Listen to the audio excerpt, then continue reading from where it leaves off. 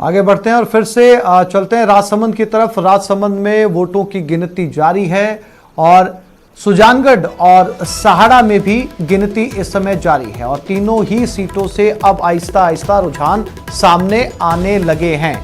उपचुनाव का रण 3 सीटों के ऊपर 13 राउंड की गिनती अब तक पूरी हो चुकी है, यानी कि 11 बज रहे हैं और 11 बजे तक 13 राउंड की गिनती पूरी हो चुकी है। बीजेपी को राजसमंद में 41,438 वोट मिले और कांग्रेस को 38,684 वोट मिले। बहुत बड़ा फासला इसे नहीं कहा जाएगा, हालांकि फासला है और वोटों की गिनती राजसमंद के अंदर जहां पर 13 राउंड की गिनती पूरी हो चुकी है।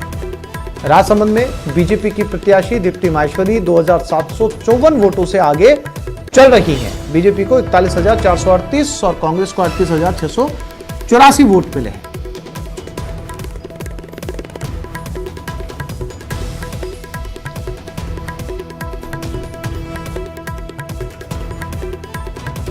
तेरह राउंड की काउंटिंग अभी तक हो चुकी है और अभी दोपहर तक और कई राउंड की काउंटिंग होनी है और फासला राजसमंद में दोनों ही कैंडिडेट्स के बीच आहिस्ता आहिस्ता कम होता नजर आ रहा है। लेकिन 13 राउंड तक बीजेपी पूरी तरीके से कांग्रेस से इस समय आगे चल रही है।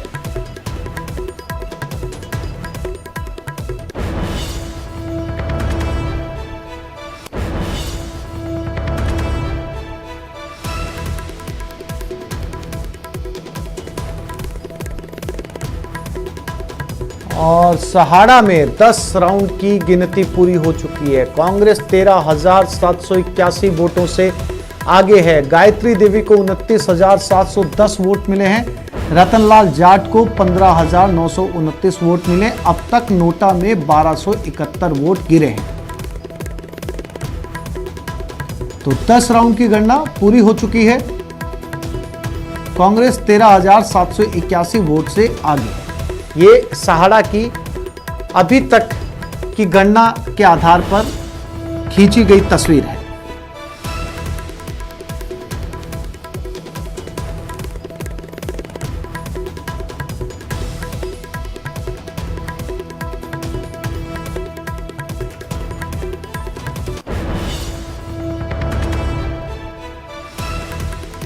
राजसमंद सहाड़ा के बाद में सुजानगढ़ में भी कांग्रेस आगे चल रही है। कांग्रेस के मनोज मेघवाल आगे हैं, 19,260 वोटों से आगे चल रहे हैं और यहां पर अब भी बीजेपी तीसरे नंबर पर बनी हुई है। बीजेपी के खेमाराम को 11,000 वोट मिले। आरएलपी के सीताराम नायक को 13,634 वोट मिले हैं।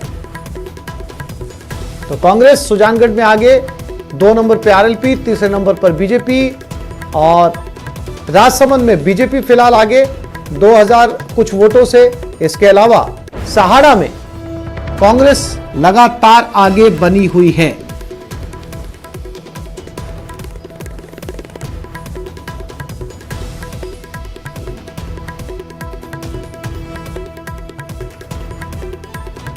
और इसी पर चर्चा के लिए आगे बढ़ते हैं। कांग्रेस से हमारे साथ आ रहा